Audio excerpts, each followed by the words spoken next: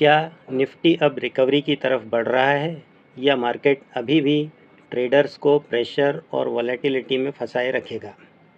अगर आपने हमारा पिछला प्रेडिक्शन देखा था तो आपने नोटिस किया होगा कि मून सबलॉट टाइमिंग इस बार भी काफ़ी शानदार तरीके से वर्क कर रही थी।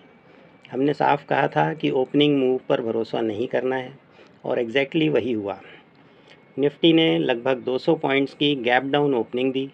सुबह मार्केट लगातार प्रेशर में रहा और लगभग 10 बजे तक डाउनसाइड वीकनेस बनी रही। उसके बाद रिकवरी की कोशिश ज़रूर हुई, लेकिन बायर्स उस रिकवरी को सस्टेन नहीं कर पाए और फिर दोपहर 2 बजे के बाद मार्केट में शार्प सेलिंग वापस शुरू हो गई और क्लोजिंग तक प्रेशर बना रहा। यानी ओवरऑल स्ट्रक्चर वीक ही बना रहा और यही दिखाता है कि मार्केट अभी भी वॉलेटिलिटी और प्रेशर फेज़ में चल रहा है।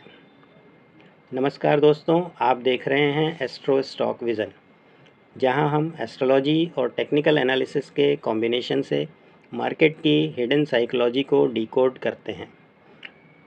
अब सबसे पहले आज के मार्केट बिहेवियर को समझते हैं। निफ्टी का प्रीवियस क्लोज 24,176 था, लेकिन आज मार्केट ने लगभग 200 पॉइंट नीचे ओपनिंग दी। दिन का हाई 24,097 के आसपास बना, लेकिन बायर्स इस स्ट्रेंथ को होल्ड नहीं कर पाए। लो 23,799 तक गया और क्लोजिंग 23,815 के पास हुई। यानी मार्केट लोअर जोन में के आसपास बंद हुआ और यही सबसे बड़ा संकेत है कि मार्केट अभी भी पूरी तरह स्ट्रांग नहीं हुआ है। लेकिन अब 12 मई की कुंडली में एक इंटरेस्टिंग शिफ्ट दिखाई दे रहा है।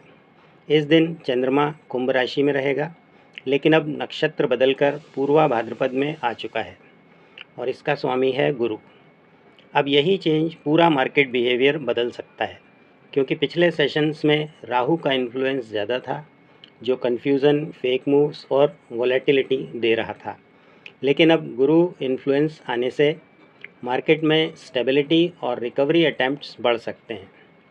गुरु क्या देता है? डायरेक्शन क्लैरिटी, सस्टेन्ड मूवमेंट और कॉन्फिडेंस बेस्ड रिकवरी।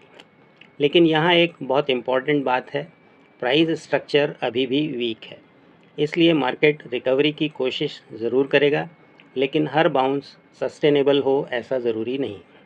अब अगर हाउसेस को देखें, 10th house directional move activate कर रहा है, 11th हाउस रिकवरी और गेंस की एनर्जी दे रहा है और 5th house speculative buying activate कर रहा है। लेकिन साथ में 8th और 12th हाउस अभी भी एक्टिव हैं, यानी सडन रिवर्सल और ट्रैप की पॉसिबिलिटी पूरी तरह ख़त्म नहीं हुई है। तो अब पूरी एस्ट्रोलॉजी को करंट प्राइस स्ट्रक्चर के साथ जोड़ें तो पिक्चर काफ़ी क्लियर बनती है। मार्केट अब प्योर सेलिंग मोड में नहीं है, लेकिन वॉलेटिलिटी अभी भी बनी रहेगी। अब लेवल्स की बात करें, ऊपर 23,980 से 24,150 इम्पॉर्टेंट रेजिस्टेंस जोन रहेगा और नीचे 23,750 से 23,650 स्ट्रॉन्ग सपोर्ट जोन रहेगा। अगर 23,650 डिसाइसिवली टूटता है तो डाउनसाइड प्रेशर फिर बढ़ सकता है। अब सबसे इम्पॉर्टेंट पार्ट, टाइमिंग। सुबह 9:15 से 10:15 के बीच मार्केट फास्ट रिकवरी अटैम्प्ट दिखा सकता है। गैप रिएक्शन या क्विक अपसाइड स्पाइक पॉसिबल है, लेकिन 10:15 से 11:45 के बीच प्रॉफिट बुकिंग और साइडवेज वॉलेटिलिटी बढ़ सकती है। यही फेज़ ट्रेडर्स को कंफ्यूज कर सकता है।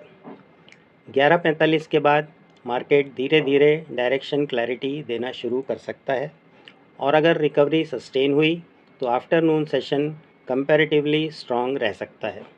लेकिन डे का सबसे बड़ा मूव 1:15 के बाद आने की संभावना ज़्यादा है।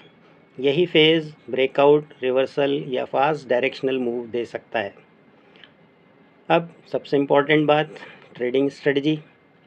अगर आप स्मार्ट ट्रेडर हैं तो ओपनिंग कैंडल्स देखकर एग्रेसिव ट्रेड मत लीजिए।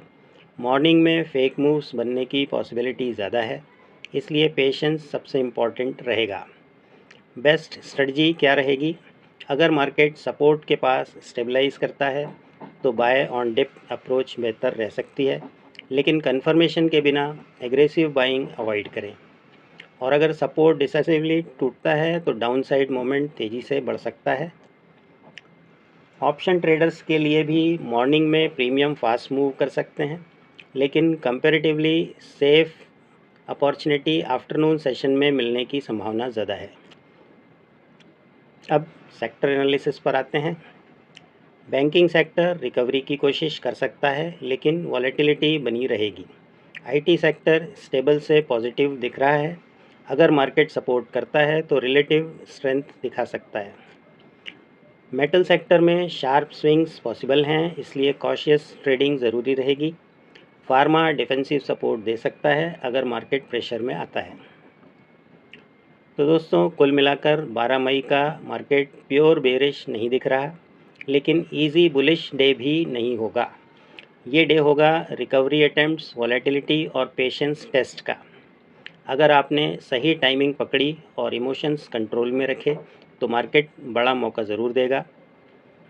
वीडियो पसंद आए तो लाइक ज़रूर करें और ऐसे ही advanced KP based Nifty analysis के लिए चैनल को सब्सक्राइब करना ना भूलें।